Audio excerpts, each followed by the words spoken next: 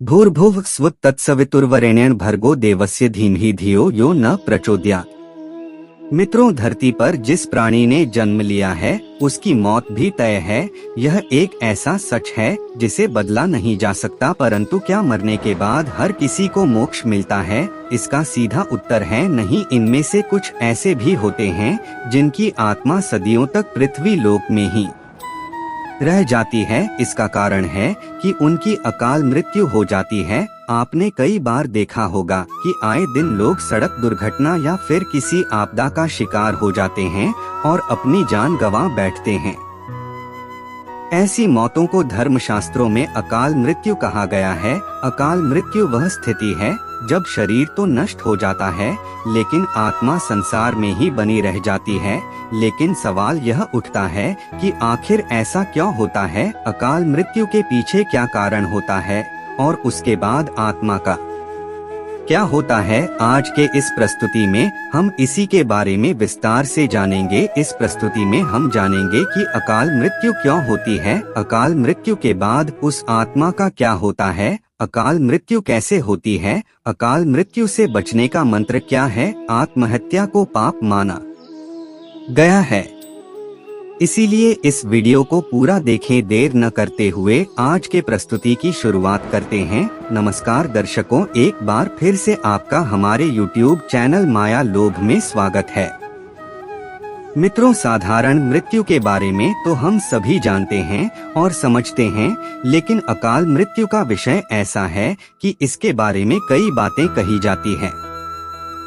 गरुड़ पुराण के 7वें अध्याय में पक्षीराज गरुड़ के पूछने पर भगवान विष्णु कहते हैं कि अगर कोई प्राणी भूख से तड़पकर मर जाता है या किसी हिंसक जानवर द्वारा मृत्यु हो जाती है या फिर किसी जहरीला पदार्थ सेवन करने से या फिर पानी में डूबने से किसी मनुष्य की मौत हो जाती है तो ऐसे मनुष्य को अकाल मृत्यु के श्रेणी में रखा जाता है। फिर पक्षीराज गरुड़ पूछते हैं कि है नारायण, अकाल मृत्यु क्यों होती है? कृपया मुझे विस्तार से बताइए। तब भगवान विष्णु कहते हैं कि है पक्षीराज, अकाल मृत्यु किसी भी कारण से हो सकती है, फिर चाहे वह किसी रोग के कारण हो, यह दुर्घटना के कारण। ऐसे में मनुष्य अक्सर यही सोचता है कि काश ये उनके साथ नहीं हुआ होता तो शायद उनकी मृत्यु नहीं होती। परंतु अकाल मृत्यु का कारण अनेक जन्मों में किए गए दुष्कर्म को बताया गया है।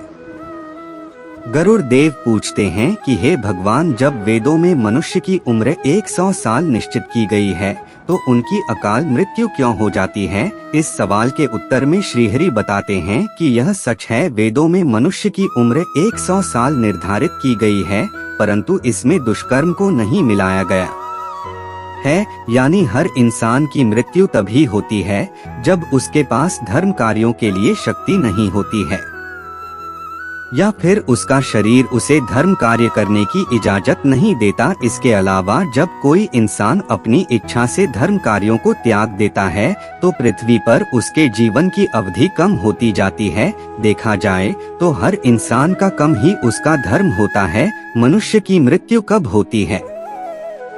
जब उसके पास अपने इन कर्मों को निभाने की शक्तियां नहीं होती। इंसान की उम्र भले ही 100 साल हो, लेकिन अपने कर्मों के जरिए वह अपनी उम्र को खुद ही नष्ट करता चला जाता है। वेदों का ज्ञान न होने से मनुष्य जान ही नहीं पाता कि वह कब को कम करता जाता है। इसलिए ये हर मनुष्य को धर्म और धर्म के बारे में अवश्य जानना चाहिए। आगे पक्षीराज गरुड़ पूछते हैं कि ही नारायण, अकाल मृत्यु के बाद आत्मा का क्या होता है?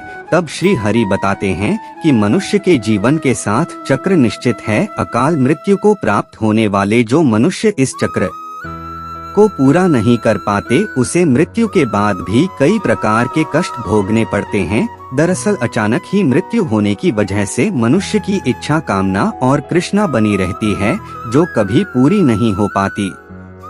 ऐसे में शरीर तो नष्ट हो जाता है लेकिन आत्मा का मोह नहीं छूटता। इस स्थिति में अकाल मृत्यु वाली आत्माएं अपने परिजनों या जीवित लोगों को कष्ट पहुंचाते हैं और अपनी मनोकामनाएं पूरी करने का भी प्रयास करती हैं। यह आत्माएं प्रेत और पिशाच योनि में कई वर्षों तक यही भटकती है। है। आगे श्री हरि बताते हैं कि प्राकृतिक मौत से मरने वाले मनुष्य को 13 या 45 दिन में दूसरा शरीर प्राप्त हो जाता है। वह आत्मा प्रेत योनि से मुक्त होकर अपने कर्म तथा अगले जन्म के लिए यमलोक पहुंच जाती हैं, जबकि अकाल मृत्यु में व्यक्ति भूत प्रेत पिशाच कुष्मांडा ब्रह्म राक्षस बेताल और छत्रपाल योनि में भटकता रहता है। उनकी आत्मा को आसानी से शांति नहीं मिलती। फिर आगे पक्षीराज गरुड़ पूछते हैं कि हे भगवान, आत्महत्या क्यों है? तब श्री हरि बताते हैं कि अकाल मृत्यु में आत्महत्या को सबसे निचले दर्जे पर रखा जाता है। आत्महत्या करना सबसे बड़ा पाप है। ग्रंथों की दृष्टि से यह एक घिनौना कृत्य है। आत्महत्या ईश्वर का निरादर और अपमान है। आत्महत्या करने वाले मनुष्य की आत्मा पृथ्वी ले पर तब तक भटकती रहती है जब तक कि वह प्रकृति द्वारा निर्धारित अपने जीवन चक्र को पूरा नहीं कर लेती। ऐसी आत्मा को न तो नरक लोक में जगह मिलती है और न ही स्वर्ग लोक में। आत्मा को मरने के बाद भी सबसे कष्टदायक स्थिति से गुजरना पड़ता है। यह आत्माएं अपनी तमाम इच्छाओं की पूर्ति के लिए अंधकार में तब तक भटकती रहती हैं जब तक कि उनका जीवन चक्र पूरा नहीं हो जाता। क्योंकि यदि मनुष्य आत्महत्या करता है तो उसके कर्म और उस शरीर कारण पूरा नहीं होता, इसलिए आत्महत्या नहीं करनी चाहिए। मित्रों, आत्महत्या करने वाली आत्माओं के कष्ट को तो नहीं कम किया जा सकता, लेकिन गरुड़ पुराण में अकाल मृत्यु को प्राप्त मनुष्य की आत्मा की शांति के कई मार्ग बताए गए हैं। गरुण देव पूछते हैं कि है त्रिलोकीनाथ, अकाल मृत्यु वाली आत्माओं की शांति के लिए उनके परिजनों को क्या करना चाहिए? तब भगवान विष्णु बताते हैं कि अकाल मृत्यु प्राप्त मनुष्य के परिजनों को नदी या तालाब में तर्पण करना चाहिए। साथ ही मृत आत्मा की इच्छा की पूर्ति के लिए पिंडदान और दान पुण्य जैसे सत्कर्म करनी चाहिए ताकि उनकी आत्मा को जल्द ही मुक्ति मिल सके। यह सत्कर्म कम से कम 3 से 4 वर्षों तक करना चाहिए, तब जाकर कहीं अकाल मृत आत्मा को मुक्ति मिल पाती है और उनके नए जीवन की शुरुआत होती है। मित्रों, अकाल मृत्यु से बचने के लिए हमें अच्छे कर्म करने चाहिए और दान पुण्य एवं भगवान की प्रार्थना करनी चाहिए, क्योंकि प्रार्थना में भाग्य को बदल देने की शक्ति होती है। इसलिए आप भी पुनः करें और दूसरों को भी इसके बारे में बताएं। मित्रों, उम्मीद करता हूं कि आपको हमारी जानकारी अच्छी लगी होगी। अच्छा लगा हो तो एक लाइक जरूर करें और साथ ही चैनल को सब्सक्राइब जरूर करें। धन्यवाद दर्शकों।